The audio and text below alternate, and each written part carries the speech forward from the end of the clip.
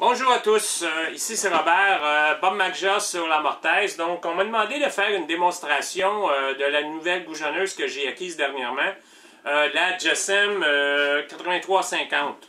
La GESEM 8350 c'est une goujonneuse nécessairement de très haute précision comme tous les produits GESEM. Et celle-ci elle a des avantages indéniables comparativement d'autres. C'est que tout a été pensé pour simplifier la tâche de l'utilisateur. On peut ajuster, exemple, la distance du trou jusqu'à 3 pouces et demi en incrément d'un huitième et nécessairement, lorsqu'il est bien en place, on est certain d'avoir exactement 3/8. Donc, si on a à transporter des mesures sur différents panneaux, il n'y a aucun problème. L'autre avantage aussi, c'est que la distance, exemple, du trou en haut, exactement 2 pouces. Vous allez voir comprendre pourquoi tout à l'heure c'est important. Parce que automatiquement, ça centre la pièce quand on veut mettre la goujonneuse sur un panneau. C'est comme je vais faire tout à l'heure. Donc, premièrement, ce que je vais faire, je vais percer mes trous dans ma tablette. Et le plus simple, c'est tout à fait facile.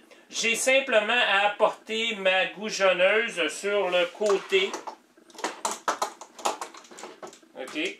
Et à ce moment-ci, j'ai simplement à l'attacher directement. Une fois que cela va être fait, c'est un petit peu trop serré.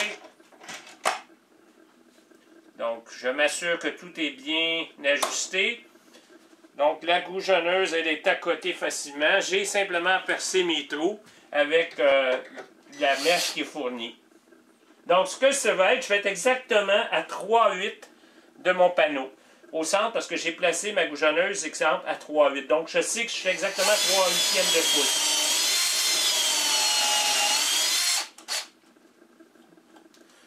Je fais 2 trous seulement ici.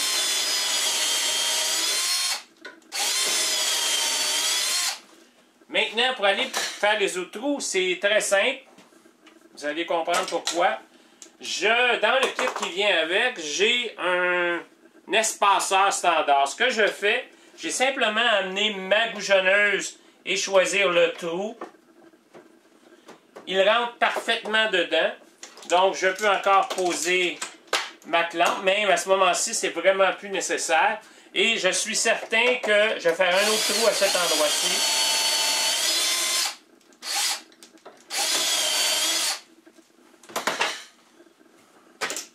Je fais encore la même chose, je déplace le point de centre.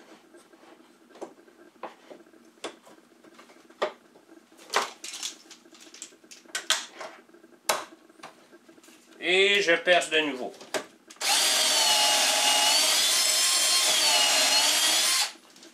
Donc, je sais que mes 4 trous que je voulais faire sur mon panneau sont faits maintenant. Et je sais qu'ils sont tous à la même distance puisque j'ai utilisé mon espaceur standard. Maintenant, on va aller faire le panneau.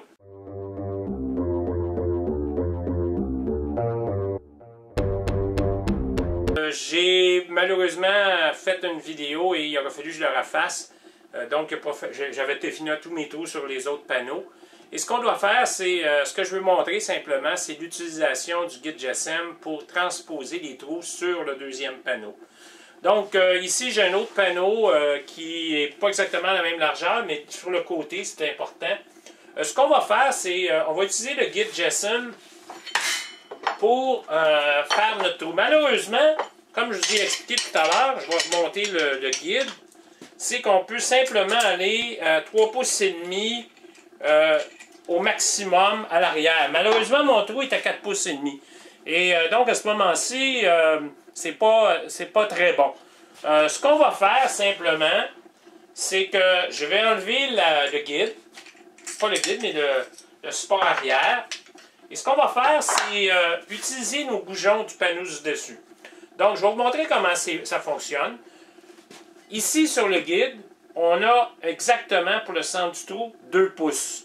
Donc, ce que j'ai fait, j'ai tracé une ligne exactement à 2 pouces du centre de mes trous de goujon. Donc, ce qu'on va faire, on va simplement approcher la planche. On va la mettre sur le 2 pouces, la ligne exacte. On va Donc, à ce moment-ci, moi, je suis sur une ligne un petit peu trop. On va l'avancer un peu. Voilà. Donc ça, c'est beau ici. Parfait. Donc, je suis exactement sur la ligne. On va maintenant retenir le tout.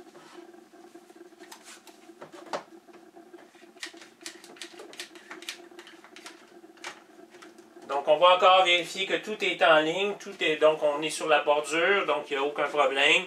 Juste m'assurer que ça soit parfait encore.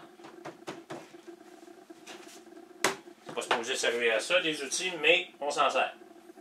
OK, donc à ce moment-là, c'est bien droit. Ce qu'on fait, vous avez une fente ici. Et cette fente-là a exactement la même largeur que le goujon que vous allez poser. Donc ici, j'ai une fente qui a 1/4 de pouce. On vient approcher le gabarit directement dans le goujon. Et à ce moment-là, il est bien à côté et aussi il est bien centré. Ce qu'on fait, c'est que je perce. Je n'ai pas besoin de retenir. OK. Le premier trou est fait. Je m'en viens avec mon gabarit au deuxième trou. Voilà. Le troisième.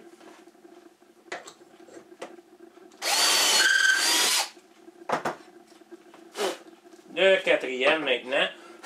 Il est important d'enlever la poussière parce que sinon on va avoir, ça ne sera pas droit. Mes 4 trous sont faits. Je mets le guide de côté. J'enlève la poussière. On va l'amener ici pour avoir solidité. Oups. Et on fait un essai.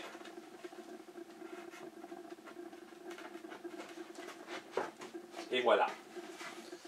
Parfaitement flush ici. Ici, non, parce que, comme j'ai mentionné, j'utilise une feuille plus large qui irait exactement la largeur de mon panneau en arrière pour l'arrière de la bibliothèque. Donc, ça fonctionne très bien. C'est un bel outil. Il y a beaucoup d'autres solutions, mais moi, j'ai décidé d'utiliser celle de GESEM.